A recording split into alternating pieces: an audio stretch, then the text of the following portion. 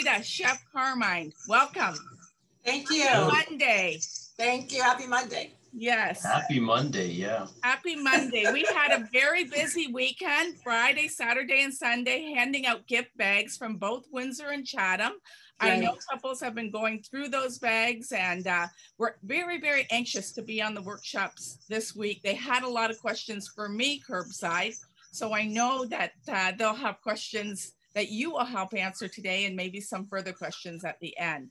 Thank you. So Chef, we're going to start with you. Can you tell us, first of all, how COVID restrictions have changed the way that you presently serve food when guest restrictions are allowing weddings to take place again? Well, like everyone else, we're coping with all the changes, and I guess every minute something's changing with, you know, the announcements with the government and everything. So we're basically taking our plated menu and customizing it for each individual client. So take, for instance, if they want some hors d'oeuvres, what we're doing is we're basically taking those hors d'oeuvres that they pick and plating it for them for each individual client. So as you can see on there, we have our antipasto on the right-hand top, and we have a kind of a sampler of our hors d'oeuvres on the bottom left. So it's kind of, each client is gonna probably be picking different items. So it's not gonna necessarily look like that, but we're gonna spruce it up with some garnishes and just to kind of, you know, make it look presentable to each individual client. It's kind of different, Nancy. What's happening now with the government rules? We are known for plated menus here at St. Clair College Center for the Arts, and also family style meals. So the government restrictions has kind of put a wrench in people who are looking for a more relaxed feel, passing the food around, or doing family style menus, or perhaps a reception style wedding. So you've got a pasta station on one side, carving station somewhere else. So now what we're finding is that only we're able to do plated food. And like Chef has mentioned, we've transitioned our butler passing of appetizers, which would be usually our guests would be walking, our servers would be walking around white glove service, walking up to your guests with individual items for them to pick up. So what Chef has done now is he's created individual plates for your guests. Well, I'm hungry because it's lunchtime. I haven't gotten a bite in yet, so that definitely looks delicious, Chef. Yeah. So yeah, we're doing that with the late night items too. Like for instance, our poutine. We're doing individual poutine bowls for each guest. We're doing individual pizzas for each guest, and just, you know, we're taking our in-house menu and we're gearing it towards that for now. And really, what we're hearing from a lot of our wedding vendors as well as couples is they are doing things a little more special if they can't have as many guests at their wedding. So things like an appetizer plate before and a beautiful late night snack later in the evening is going to be more and more popular, I think, going through 2021 for food service. Definitely. So St. Clair Center for the Arts has a new banquet menu, Chef, and you have it up on your website. What are some of the new items that you have created? Well, we created a new, I'm always trying to research and develop new. Since I've been on board, we've changed up our menu probably like 4 or 5 times already, just to keep up with all the, you know, anything that's going on in the world.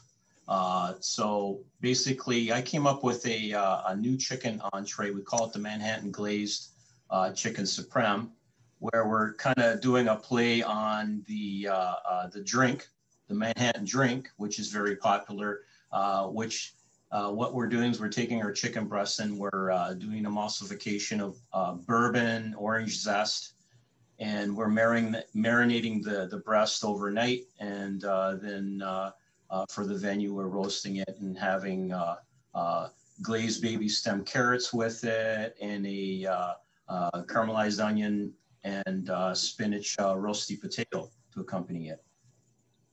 Wonderful. Now, Nancy, can you see our a new share that I have up here? I can absolutely, yes, the audience can absolutely see that. Thank you. Wonderful. Rosita. So one of the items we have is our soup, our roasted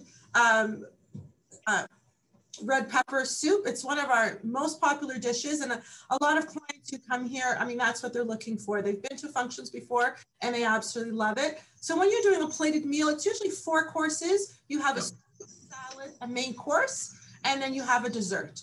So unfortunately, Chef's mention of his Manhattan chicken, it's so new that I don't have a picture, but I have listed some of the most popular dishes that we have here. Beautiful. So I'm not sure if Chef is going to stay on for the entire workshop. You're welcome to, because I think your input is appreciated as well. But if not, Chef might have to leave and get some cooking done. I'll continue on with my questions. And if you see Chef leave the screen, thank you very much for coming on board for a few minutes and answering a few questions, Chef. No problem. And you know what? I want to congratulate. Well, I'm not going to congratulate them because they haven't won yet, but whoever's going to win the contest, congratulations. And, you know, maybe I hope to see them when they pick up their items. Wonderful. Thank you. Awesome. Thanks, Chef. Thanks, Chef. Bye-bye.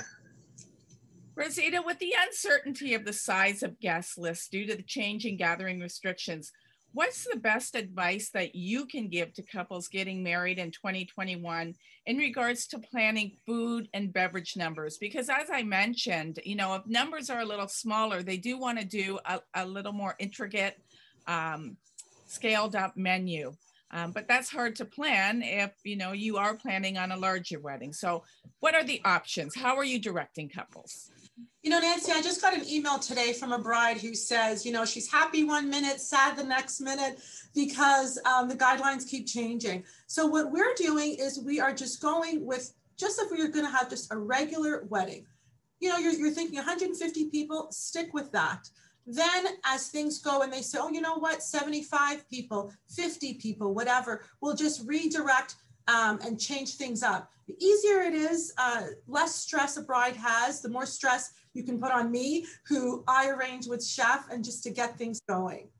And you know, Rosita, really, I mean, I've worked with all of you wedding vendors for many, many years, producing the wedding shows. Yeah. And the couples are hiring for their wedding day do this weekend in, weekend out, and they are professionals. If you're hiring, you know, a reputable company, I can guarantee you that these wedding vendors are going to take care of you. Use them. Right. Not our first rodeo. For their resources, their expertise, and they're there to help you. So I think that's great advice, Rosita, because you're the person that knows how to make these changes, give couples new suggestions if they're going to have fewer numbers and want to upgrade. You're full of information, and thank you. And you know, people will be in good hands with any of the larger venues or venues that have been around, restaurants in this area. Everyone's really, really anxious to be in a place to help couples getting married. You know what? You have to be able to pivot. For me, the word of 2020 really was pivot, right? So we had some weddings in October, for example, who started off with 300 people, right? And quickly they had to pivot. We tailed it down to just scaled it down to 50 people. We looked at how we wanted to do the cocktail hour. We looked at how we wanted to do late night, and even setting up the room, right? The restrictions are, you know, 8 people to a table, 6 people to a table. Really what you're doing is you're gathering your social groups together and you're linking them together, putting them at a table. So cousins are sitting together that are from the same household, families sitting together, makes it a lot easier. Do you see this changing in 22 and 23, Rosita? Or will there be certain, but do you think there'll be certain details that we're implementing now that is going to change the industry and will, you know, maybe change food service or the way you do things moving forward? You know what, I really hope not, because I find that there are some people that like a good family style function. They like a little bit more relaxed of an environment, passing the food around. You've got shared utensils, you have all that. And there are some people who enjoy the formality of a plated meal. And that's what we do best here, a plated meal. But family style is great because there's replenishments. They like to be able to just replenish the food where the server comes out with more potatoes or more beef. And, you know, people walk away full and feeling wonderful. So I really hope that things don't change too much because I kind of like it the way it was.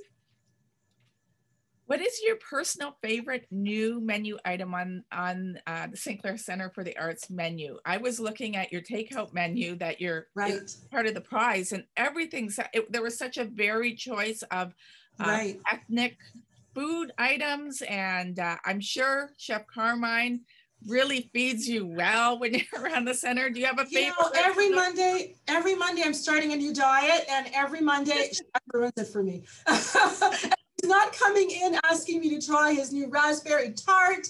Then we're downstairs eating at pieces of the new Manhattan chicken. And I think that many people who come here, they've been here either for a graduation or perhaps their parents have even gotten married. Sometimes wedding venues and meals are sentimental to people. There's a reason why they've chosen a certain venue. There's a reason why they've chosen a certain meal. I know that here we don't charge you any extra for choosing 4 different choices, putting those in your wedding invitations and letting your guests choose a chicken, a beef, a vegetarian, and also a fish option. All of that is the one price that you see here, but sometimes people just want one item on their menu, right? So it all depends. Chef is so flexible when it comes to dealing with guests, and many people know that. And that brings us to special dietary needs. You and I have been in this business for a long time, myself doing corporate events, and that's something we didn't see many, many years ago. You know, people asking for gluten-free diets, for vegetarian, vegan. This is what should be expected, couples. Right. You're going, if you don't have it on your invitation card, you are going to get phone calls. So how can couples be prepared for their guest special dietary need requests, Rosita? I mean, this is something that I'm always asking of couples, and hi to all my wedding couples out there, and I'm looking forward to working with you all in 2021.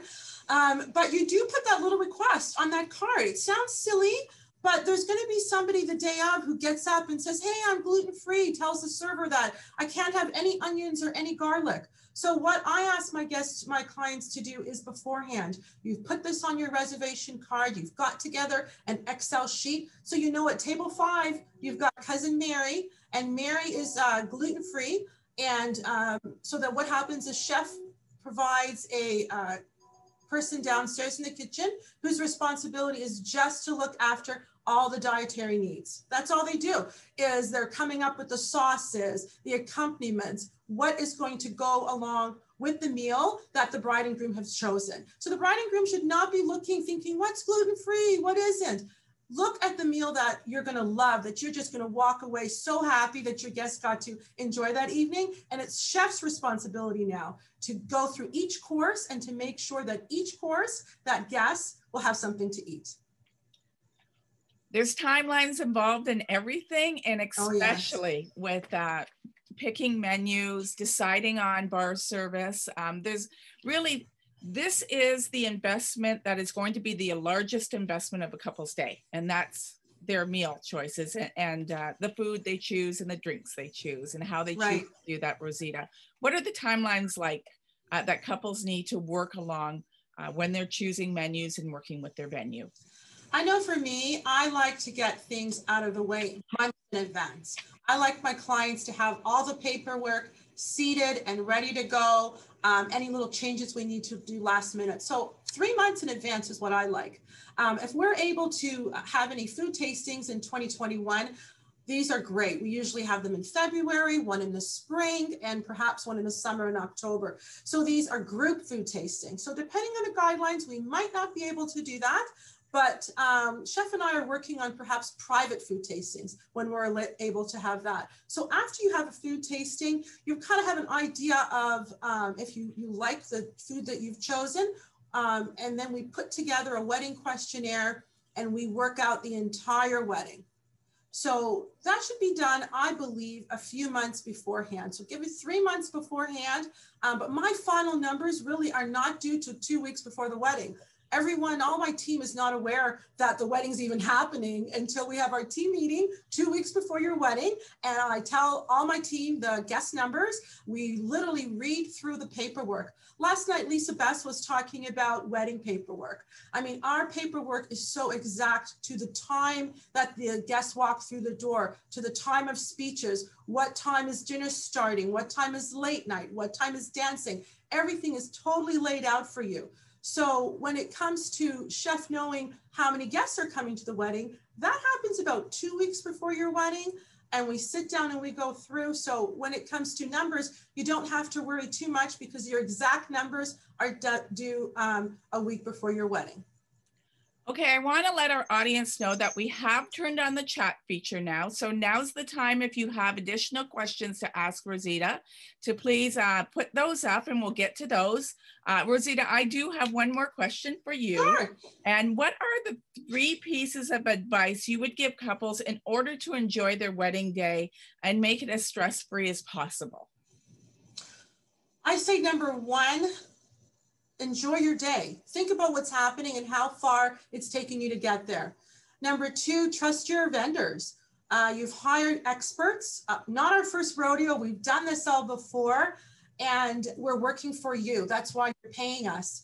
And number 3, have a great time. Enjoy your day. Have the drinks. Dance your wedding away. Talk to your guests. Just enjoy how far it's come. And many times people forget that weddings are not just for the bride and groom. They're also for the family, the mom, the dad, the brothers and sisters. I mean, we've all worked really hard to get you to where you are now. That's great advice, Rosita. The questions are coming in. So great. Yeah, we're gonna start with those. So just someone's saying just getting on the computer. Oh, that's not a question. We scheduled from September 2020. We chose a buffet style dinner. Do you think this will be feasible for June 2021? If not, how should we approach this? Well, I'm not sure what venue you chose. I know that here we really don't do buffets. And if they are a chosen buffet, I did have one client that due to their cultural abilities, we had to do a buffet. So if the guidelines are that we cannot do a buffet, then we figure out how to do everything plated. Absolutely. We would work out each course. Maybe it would be a little bit longer meal just so we can plate up everything, making it look correct, making it look right if it's a different cultural meal, for example. But as long as we can plate it up, we can change the buffet to a plated meal.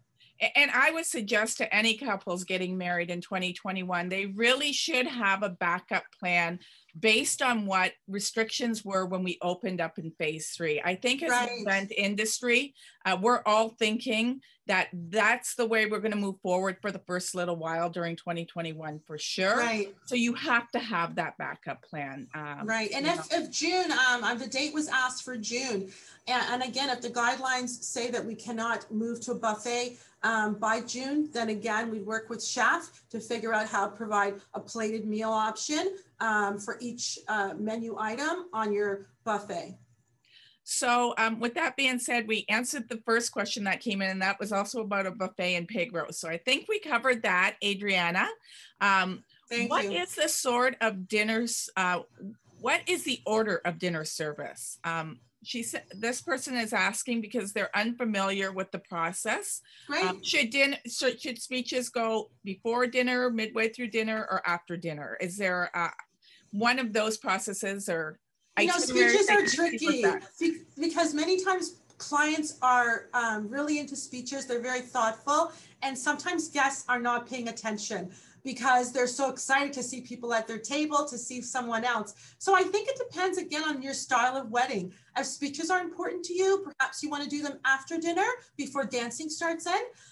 Sometimes speeches placed intermittently through the dinner is a great idea. Perhaps as the servers are stepped away from the ballroom and gone in the back to get each course, that's a great time to start dinner because they've left the room, there's no food in front of anyone, people are sitting and waiting for the next course to come out. Great time to do a speech. Perfect. Do you have advice on any peanut-free bakeries in the area? You know what? Unfortunately, when it comes to bakeries and that's chef's venue. Not really mine. He takes care of all the food and formats. But if you do, perhaps email me. I can follow up with chef and get that information for you. Not a problem. Or direct message me as well. What's your opinion on using food trucks at a wedding, and any advice on how to go about that? So I know, Rosita, this is not what St. Clair Center for the Arts does. No, unfortunately, yes. Tapping into your expertise. Is there any advice you can give on food trucks at all? If not, I will. Well, the fun thing about food trucks, I guess, is sampling the items at the food truck. But Nancy, why don't you go ahead? Because really all of our food and beverage is done here on site. We don't allow any off-site food trucks or any off-site vendors to come in. Chef is very specific about preparing all his meals. Okay, so one of the things that couples should think about if they're doing food trucks is they're probably going to be serving liquor as well. So liability and risk is all, and risk management is always very big for me doing events. So couples have to think about that. If you're having a food truck on property, is the food truck servicing your refreshments and liquor service? And if not, know that the liquor license has to go in your name, and that comes with risk. And we advertise PAL Insurance in a lot of, they've been a sponsor of our show for many, many years. And the reason they have is we use them ourselves for insurance. So make sure you consider risk management in anything you do, especially if you're doing something like a food truck on your property. It's really important. So, and that insurance is not expensive to get. It's incredibly reasonable. So that's one of the other things. When you have a food truck, you have an outdoor event. Normally, and outdoor events come with risks. All of us in the event industry know that. We can control everything. We can't control the weather. So if you do have an outdoor wedding on on your property, bringing in a food truck, do everything you can to mitigate the factors of a thunderstorm whipping up, and they can whip up in our area very quickly. We had an unusually beautiful summer this past summer. Everyone getting married was very, very lucky, but that I can't remember a year like that in years. I've done events, Rosita, where it has literally poured over my event, but 5 minutes away didn't rain at all. So right. You have to be ready for all those options. Food trucks are great though. They add a lot of charm to a wedding. And I would say, you know, certainly if you're using a food truck, just make sure you're using someone who's experienced at catering at weddings and not just doing festivals and that type of thing. Okay, moving down here, let's see. We've rescheduled our wedding. We talked about that one. Do you have a local place that makes a gluten-free wedding cake? Again, I know there are gluten-free bakeries. So Jessica, maybe what you can do is touch base with me by email, and I'll send you a few options there. As folks are moving away from formal weddings, wedding cakes, what are you seeing as dessert options, Rosita? Do you have any dessert options that would take place of a wedding cake? Well, I know that typically a lot of clients are enjoying the whole cupcake and topper, right? So you have the topper on top of the cupcakes that the bride and groom are able to cut into. Many people, I mean, traditionally, what are you doing? You're wrapping it up, you're putting in your freezer to have for your anniversary next year. And then the guests are enjoying the cupcakes. Very easy to just take off of the stand and enjoy. So here at St. Clair College Center for the Arts, a dessert comes with your meal, right? You've got a soup, salad, your main course, and then you have dessert. I think someone was questioning before how the way that the courses go. Again, with plated meal, it's usually a soup, a salad, main course, and then you have dessert with coffee. And for our family style meal, we usually have an antipasto platter that comes out. And then you have pasta and salad that comes out together. Then you have a chicken, beef, a starch, and a vegetable. All 4 meals items come out together for the main item. And then you have dessert. So dessert is always served with any meal. So I'm going to take two more quick questions. I know it's a lot of people's lunch times that are on, and we want to get the draw in, and you have to be on to win that as well. Okay, Everyone perfect. wants to win your prize, Rosita. Right, thank you. Someone asked if you provide off-service catering and services. St. Clair Center. We do. Chef works with the client. Actually, you have to see the venue first. He has to make sure that it's suitable for the kind of needs that he has to move around with, plate the food up, all of that. So there's a lot of little items that he has to just come through and see. There's off-premise fees as well. Perhaps if it's outdoors or if it's indoors, he has to look in on that. But definitely, if you want to, again, direct message me or send me an email, I can always follow up with Chef on a date for you. We can come out and see the venue. And the very last question is, where can I look for specialty vendors for late nights, such as gelato stations? I'm going to start on that one, Rosita. Right. So for anyone that's on today, please go to our shop online page. We have a brand new directory that's extremely easy to use. There are some specialty food vendors on there, but certainly if you don't see something you're looking for, email me. You guys have all gotten enough emails from me, I know, over the last week. Please email me and I can direct you to the vendors that can help you out if you're finding or having a hard time sourcing someone. But Rosita, do you take care of late night snacks? Right, again, all of our... allow vendors in as well, other vendors? Well, like I said before, many of our food items are prepared here on site. Chef does allow a cappuccino cart if there's someone doing gelato with cappuccino, that's usually allowed. But we're able to do poutine, as he mentioned. We do pizza here. A new item that he has put out is mac and cheese, gourmet mac and cheese. Really fun with all these great different toppings. We do shawarma, we do coney dogs. So in-house prepared is great. So that's a wrap. We're at 12:59 and we're supposed to be at 1 o'clock, so our timing's